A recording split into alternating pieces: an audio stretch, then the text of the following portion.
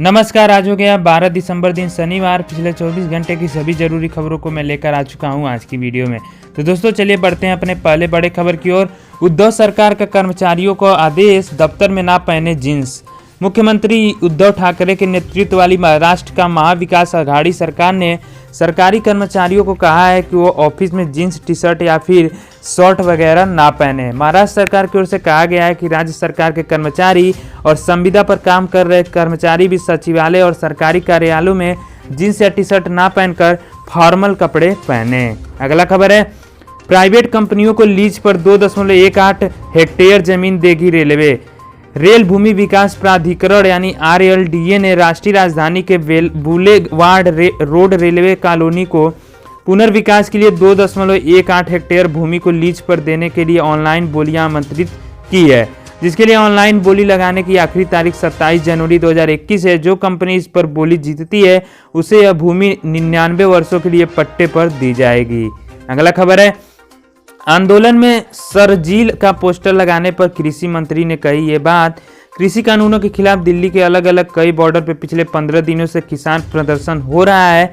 इसी बीच टिकरी बॉर्डर पर राजद्रोह के आरोप में जेल में बंद सरजील, इमाम और उमर खालिद समेत कई लोगों के पोस्टर देखने को मिले।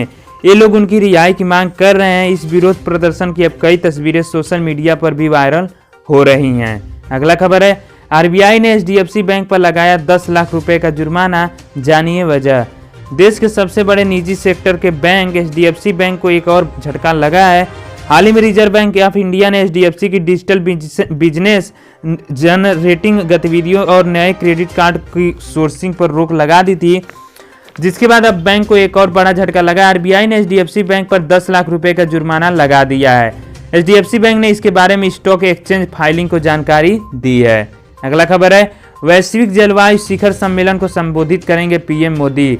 जलवायु परिवर्तन को इस समय दुनिया का सबसे बड़े खतरे के तौर पर देखा जा रहा है। अब पूरी दुनिया इसे लेकर चिंता बढ़ गई है। इस पर केंद्रीय पर्यावरण मंत्री प्रकाश जावड़ेकर ने शुक्रवार को कहा कि जलवायु परिवर्तन एक रात में नहीं हुआ है, इसे होने में 100 साल लगे हैं।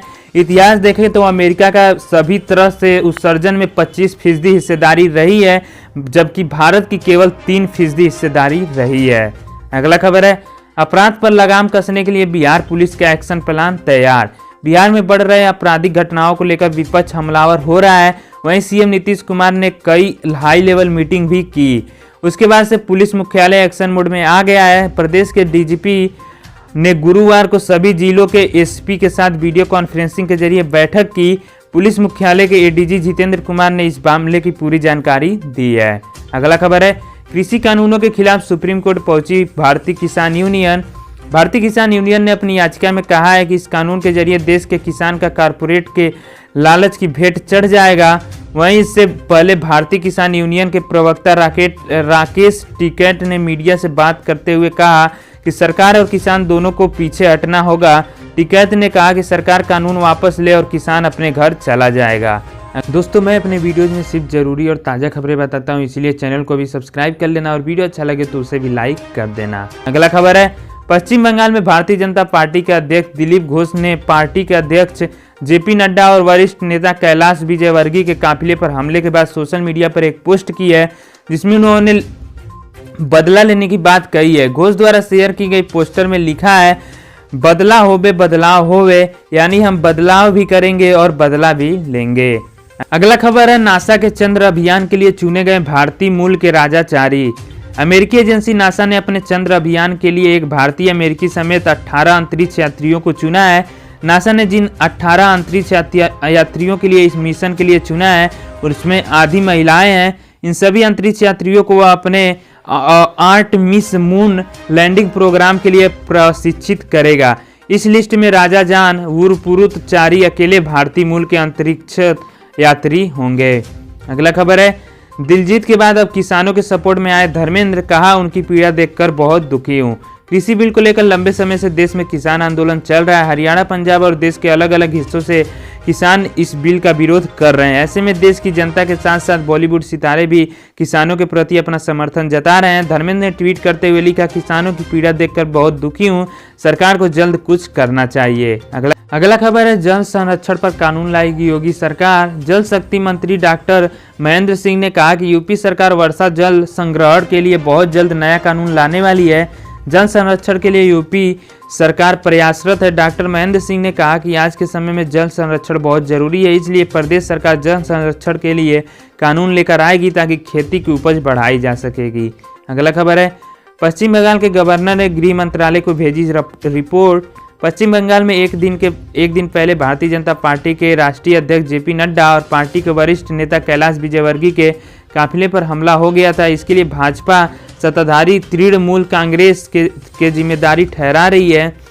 गृह मंत्रालय के सूत्रों का कहना है कि केंद्रीय गृह मंत्रालय ने मामले में डीजीपी और कानून एवं व्यवस्था मुख्य सचिव को तलब किया है।